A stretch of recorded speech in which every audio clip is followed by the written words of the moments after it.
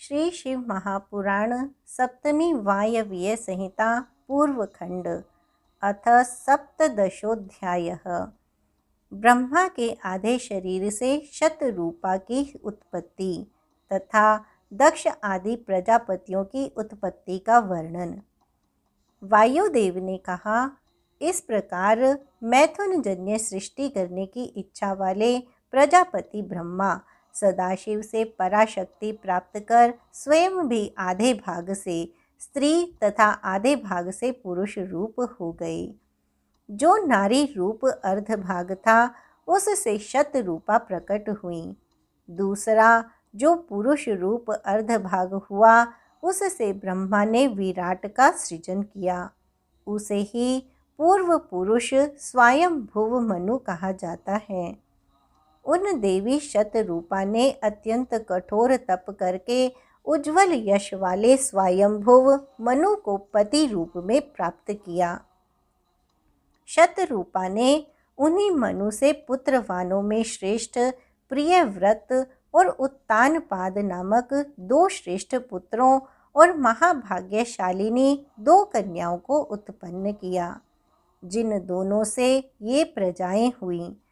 पहली को आकुति जानना चाहिए तथा दूसरी प्रसूति कही गई है।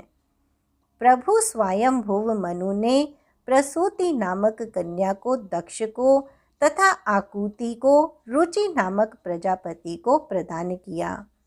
ब्रह्मा के मानस पुत्र रुचि ने आकुति में जुड़वा संतान उत्पन्न की, जिनका नाम यज्ञ तथा दक्षिणा है, जिन दोनों से यह सारा संसार चल रहा है।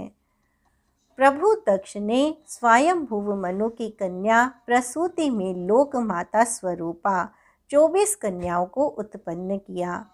उनमें श्रद्धा, लक्ष्मी, धृति, पुष्टि, तुष्टि, मेधा, क्रिया, बुद्धि, लज्जा, वपु, शांति, सिद्धि और 13वीं कीर्ति, ये जो कन्याएं थीं, इन दक्ष कन्याओं को प्रभु धर्म ने पत्नी के रूप में ग्रहण किया। उनसे छोटी दक्ष की 11 सुलोचना कन्याएं थीं। ख्याति, सती, संभूति, स्मृति, प्रीति, क्षमा, सन्नति, अनसूया, ऊर्जा, स्वाहा और स्वधा।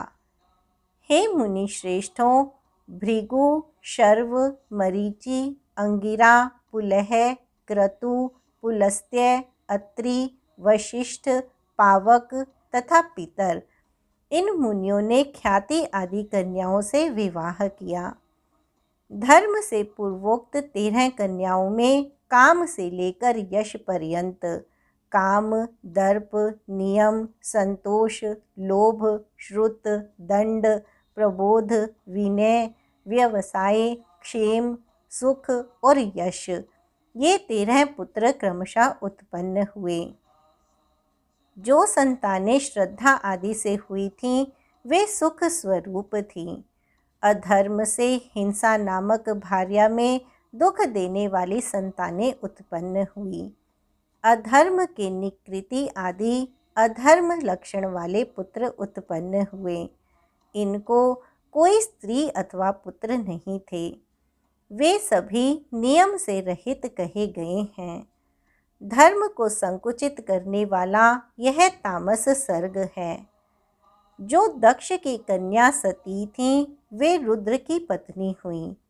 अपने पति की निंदा के प्रसंग से उन्होंने माता पिता तथा बंधुओं की भर्त्सना कर अपने शरीर को त्याग दिया और हिमालय के घर मेना की पुत्री होकर उत्पन्न हुई। रुद्र ने सती को देखकर अर्थात प्राप्त करके उनसे जिस प्रकार अपने समान प्रभाव वाले असंख्य रुद्रों को उत्पन्न किया, वह कथा तो हम कह चुके हैं। भृगु से ख्याति में नारायण प्रिया लक्ष्मी उत्पन्न हुई तथा मनवंतर धारण करने वाले धाता और विधाता नामक 2 देव भी उनके पुत्र हुए। उन्हीं दोनों के सैकड़ों हजारों पुत्र पौत्र आदि हुए। स्वयंभुव मनवंतर में भृगु से उत्पन्न होने के कारण वे सभी भार्गव कहे गए। संभूति ने मरीचि से पूर्णमास नामक पुत्र और 4 कन्याओं को उत्पन्न किया। उनकी बहुत संतानें हुईं, जिनके वंश में बहुत पुत्रों वाले कश्यप उत्पन्न हुए। अंगिरा की पत्नी स्मृति ने आग्निध्र तथा शरभ नामक 2 पुत्र और 4 कन्याएं उत्पन्न की। उनके हजारों पुत्र तथा पौत्र हुए। पुलस्त्य की प्रीति नामक पत्नी में अग्नि स्वरूप दंत नामक पुत्र हुआ, जो पूर्व जन्म में स्वयंभुव मनवंतर में अगस्त्य के नाम से प्रसिद्ध था। उनकी संतानें भी बहुत हुईं, जो पौलस्त्य इस नाम से प्रसिद्ध थीं। प्रजापति पुलह की पत्नी क्षमा ने भी 3 पुत्रों को जन्म दिया, कर्दम, आसुरी तथा सहिष्णु। ये तीनों अग्नियों के समान तेजस्वी थे, जिनका वंश स्थिर रूप से चलता रहा। क्रतु की सन्नति नामक भार्या ने क्रतु के समान बहुत से पुत्र उत्पन्न किए। इनकी भार्याएं तथा पुत्र नहीं थे। वे सभी ऊर्ध्वरीता हुए। वे 60,000 वालखिल्य कहे गए हैं, जो सूर्य को घेरकर अरुण के आगे आगे चलते हैं। अत्रि की भार्या अनसुईया ने 5 पुत्रों तथा श्रुति नामक कन्या को जन्म दिया। वह श्रुति शंखपद ऋषि की माता हुई। सत्यनेत्र, हव्य, आपोमूर्ति, शनैश्चर और सोम, ये 5 अत्रि पुत्र कहे गए हैं। स्वयंभुव मनवंतर में उन महात्मा अत्रि पुत्रों के सैकड़ों हजारों पुत्र पौत्र हुए। ऊर्जा से वशिष्ठ के 7 पुत्र हुए। उनकी बड़ी बहन पुंडरीका थी, जो अत्यंत सुंदरी थी। रजोगात्र, ऊर्ध्वबाहु, सवन, अनय, सुतपा और शुक्र, ये 7 सप्तर्षि कहे गए हैं। उन महात्मा वशिष्ठ पुत्रों के नाम से गोत्र भी प्रवर्तित हुए। इस प्रकार सैकड़ों अर्बुद वर्षों तक स्वयंभुव मनवंतर में इनके वंश चलते रहे। हे ब्राह्मणों, इस प्रकार मैंने परंपरानुरूप ऋषि सृष्टि का संक्षेप में वर्णन किया, क्योंकि विस्तार पूर्वक इसका वर्णन नहीं किया जा सकता है। ब्रह्मा के मानस पुत्र अग्नि, जो रुद्रात्मक भी कहे जाते हैं, उनकी पत्नी स्वाहा ने पावक, पवमान और शुचि नामक अमित तेजस्वी 3 पुत्र उत्पन्न किए। मंथन से उत्पन्न अग्नि पवमान है। बिजली से उत्पन्न अग्नि पावक कही गई है। तपते हुए सूर्य में जो तेज है, वह शुचि अथवा सौर कहा गया है। हव्यवाह, कव्यवाह और सहरक्षा, ये तीनों क्रमशः उपरयुक्त अग्नियों के पुत्र हैं। इन तीनों के पुत्र क्रम से देवता, पितर एवं असुर हैं। इनके 49 पुत्र एवं पौत्र हैं। ये काम्य, नैमित्तिक तथा नित्य, इन तीनों प्रकार के कर्मों में निरंतर स्थित रहते हैं। इन सभी को तपस्वी तथा निरंतर व्रत धारण करने वाला जानना चाहिए। ये सभी रुद्र स्वरूप तथा रुद्र परायण हैं। इसलिए कोई अग्नि मुख में जो कुछ भी आहुति देता है, वह सब रुद्र को उद्देश्य करके दिया हुआ समझा जाता है। इसमें संदेह नहीं। इस प्रकार मैंने तथ्यों के आधार पर अग्नि के वंश को कहा। हे ब्राह्मणों, इसके अनंतर मैं संक्षेप में पितरों का वर्णन करूँगा। वसंत आदि 6 ऋतुएं उन स्थानाभिमानी पितरों के 6 स्थान हैं। पितरों को ऋतु भी कहा जाता है, ऐसा वेद में कहा गया है, क्योंकि स्थावर जंगम सभी अपनी अपनी ऋतुओं में ही उत्पन्न होते हैं। इसलिए पितर सभी के उद्भव हेतु होने से ऋतु या आर्तव भी कहे गए हैं। ऐसी श्रुति है। इस प्रकार ऋतु कालाभिमानी इन पितरों का पितृत्व श्रुतियों में वर्णित है। सभी ऐश्वर्यों को अपने में स्थित कर ये पितर आकाश में स्थित रहते हैं। अग्निशवात तथा बर्हिषद ये दो प्रकार के पितर कहे गए हैं। ये यज्ञ करने वाले तथा यज्ञ न करने वाले गृहस्थ के क्रमशः पितर हैं।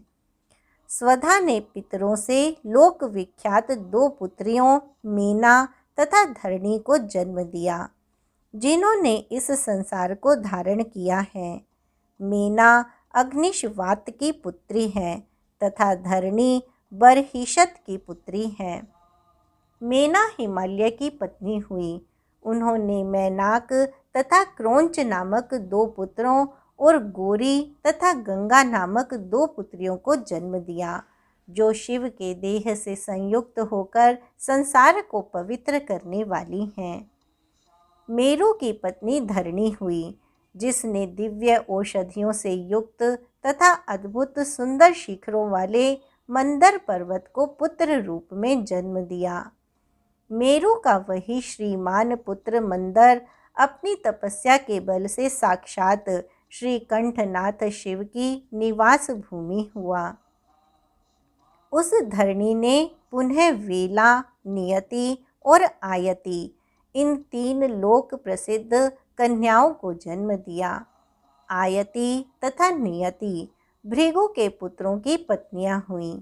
स्वयंभुव मनवंतर के प्रसंग में इनके वंश का वर्णन पूर्व में किया गया है। वेला ने सागर से एक मनोहर कन्या को जन्म दिया, जिसका नाम सामुद्री या सवर्णा है। वह प्राचीन बरही की पत्नी हुई। समुद्र पुत्री सवर्णा ने प्राचीन बरही से 10 पुत्र उत्पन्न किए। ये सभी प्रचेता नाम वाले थे और धनुर्वेद के पारगामी थे। प्राचीन काल में स्वयंभुव मनवंतर में मनु के पुत्र रूप में उत्पन्न दक्ष चाक्षुष मनवंतर में शिव के शाप के कारण प्रचेताओं के पुत्र के रूप में उत्पन्न हुए। हे ब्राह्मणों, इस प्रकार मैंने ब्रह्मदेव के धर्म आदि महात्मा पुत्रों के वंशों का वर्णन ना तो बहुत संक्षेप में तथा ना तो बहुत विस्तार से ही कहा, जो दिव्य देवगण समन्वित क्रियावान प्रजावान तथा महान समृद्धियों से अलंकृत हैं। प्रजापति से उत्पन्न प्रजाओं के इस सन्निवेश की गणना तो करोड़ों वर्षों में भी नहीं की जा सकती है। इसी प्रकार राजाओं का भी वंश 2 प्रकार का है। ये परम पवित्र सूर्य वंश तथा चंद्र वंश के नाम से भूरलोक में विख्यात हैं। इक्ष्वाकु, अम्बरीश, ययाति, नहुष आदि जो पुण्य कीर्ति राजर्षि यहाँ सुने गए हैं, वे इन्हीं वंशों में उत्पन्न हुए। इनके अतिरिक्त विविध पराक्रमों से युक्त अन्य राजर्षि भी उत्पन्न हुए। उनका वर्णन मैंने पहले ही कर दिया है। अब जो पुराने तथा बीते हुए हैं, पहले ही कहे जा चुके उन राजर्षियों के वर्णन से कोई लाभ भी नहीं है। बहुत क्या कहें, जहाँ शिव के चरित्र का वर्णन किया जा रहा हो, वहाँ दूसरी कथा का वर्णन सज्जन सम्मत नहीं है। ऐसा मानकर मैं उन विषय में अत्यधिक कहने का उत्साह नहीं करता हूँ। प्रसंगवश सृष्टि आदि का वर्णन ईश्वर के प्रभाव को प्रकट करने के लिए ही किया है, अतः विस्तार का प्रयोजन व्यर्थ है। इति श्री शिव महापुराणे सप्तम्यां वायव्य संहितायां पूर्वखंडे सृष्टि कथनम नाम 17 इस प्रकार श्री शिव महापुराण के अंतर्गत 7वीं वायव्य संहिता के पूर्व खंड में सृष्टि कथन नामक 17वां अध्याय पूर्ण हुआ।